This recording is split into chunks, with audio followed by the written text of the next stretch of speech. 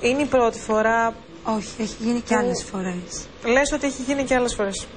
Ξέρεις, να σε ρωτήσω αυτό που ρωτάω όλες τις γυναίκες που έχουν κακοποιηθεί και έρχονται στην εκπομπή. Γιατί συνέχισες? Γιατί τον αγαπούσα και πίστευα ότι θα αλλάξει. Γι' αυτό.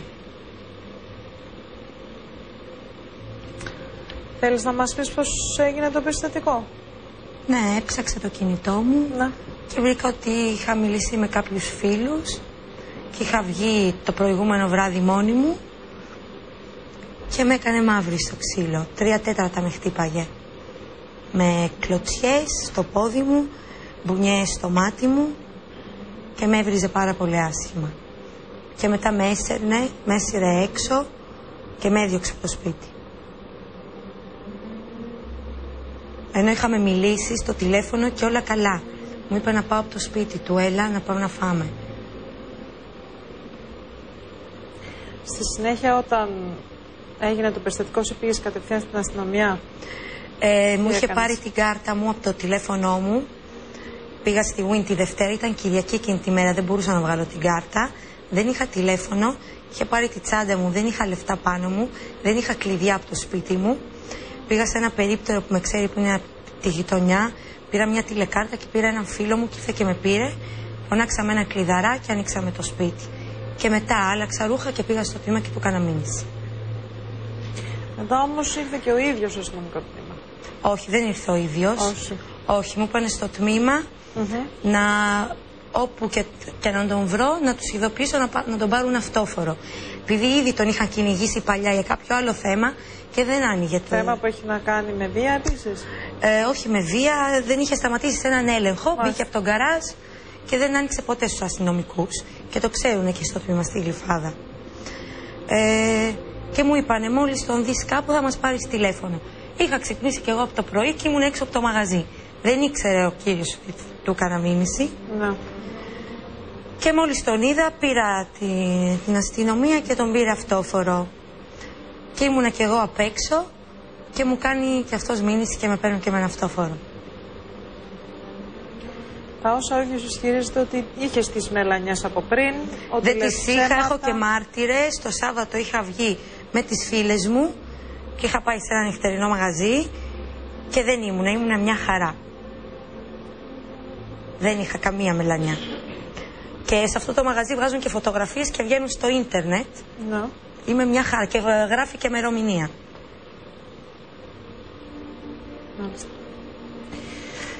Να σου πω κάτι, κοριτσάκι μου, γλυκούλη. Πόσο χρονών είσαι? 23.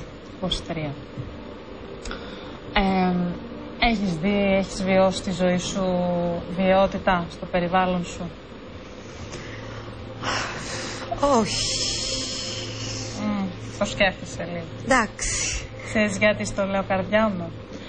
Γιατί όταν κανείς βιώσει το ξυλοδαρμό, συνήθως φεύγει τρέχοντας. Δηλαδή αν ζήσει κανείς τέτοιες στιγμές, τέτοιες δύσκολες στιγμές, φεύγει τρέχοντας. Αν έχει μεγαλώσει σε ένα περιβάλλον υγιές με πάρα πολύ αγάπη, είναι κάτι που σε σοκάρει τόσο που δεν μπορείς να συνεχίσεις. Ναι.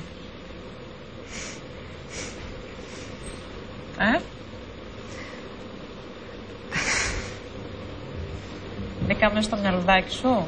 Ναι. Μπήκα στο μυαλουδάκι.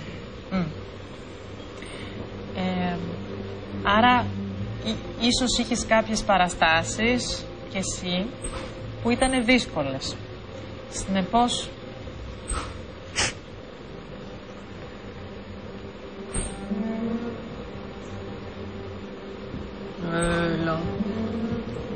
μπαμπάς. Σπιτί. Και οι δύο. Και οι δύο. Είναι... Το έργο αυτό επαναλαμβάνεται. Το έχω ζήσει τόσες πολλές φορές αυτή την εκπομπή. Δηλαδή, είναι μια ιστορία η οποία επαναλαμβάνεται. Βλέποντας ένα κορίτσι το οποίο έχει κακοποιηθεί, βλέπεις αμέσως ότι πώς έχει μεγαλώσει.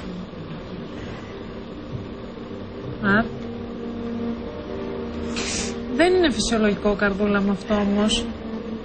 Δεν είναι δεν είναι έτσι αγάπη. Και αν έχει συμβεί κάτι τέτοιο, θέλει δουλειά και από τους δυο σας. Δηλαδή θέλει δουλειά από τον ίδιο, αν είναι βίος όπως ισχυρίζεσαι, γιατί αυτό θα το κρίνει το δικαστήριο. Θέλει δουλειά πολύ από τον ίδιο, με ειδικούς και γιατρούς, για να γίνει καλά. Και θέλει και μέσα σου, δουλίτσα, να γίνει επίσης από ειδικούς, για να βγάλεις αυτές τις εικόνες από μέσα σου. Βλέποντας αυτή βλέποντας αυτή την εικόνα που είχε ζήσει ως παιδί να επαναλαμβάνεται, τι ένιωσες πραγματικά? Κοίτα, με το συγκεκριμένο ένιωσα όμως και αγάπη.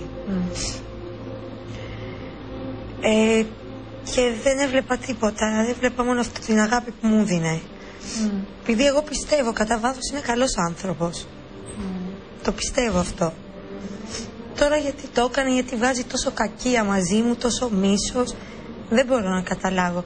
Και γι' αυτό κάθε φορά που με χτύπαγε ήμουνα πάλι μαζί του, επειδή πιστεύω ότι είναι καλό παιδί.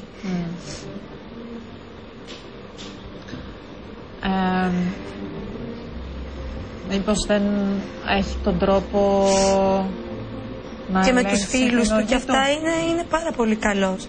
Δεν ξέρω με μένα γιατί είναι τόσο βίος. Και βίος και στα λόγια, όχι μόνο να με χτυπάει. Μου μιλάει και πάρα πολύ άσχημα την ώρα που με χτυπάει. Έχει όμως, επανέρχεται και αυτό στη σχέση. Αυτή είναι η αρρώστια. Αν είναι πάντα έτσι τα πράγματα, όπως τα λες, και επαναλαμβάνω και το πω 100 φορές, έτσι, ότι αυτό θα το κρίνει το δικαστήριο. Αν είναι τα πράγματα έτσι όπως τα λες, η αλήθεια είναι ότι και εκείνος επανέρχεται στη σχέση. Δηλαδή και εκείνος γυρνάει πίσω σε μια γυναίκα. Απλώς πιστεύω ότι τον τελευταίο καιρό έκανε σαν άρρωστος.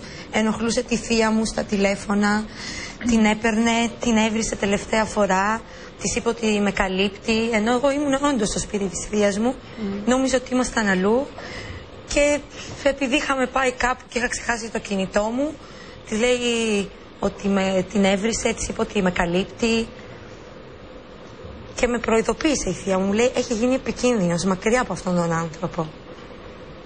Μου το είπε αυτό και δεν της λέω όχι.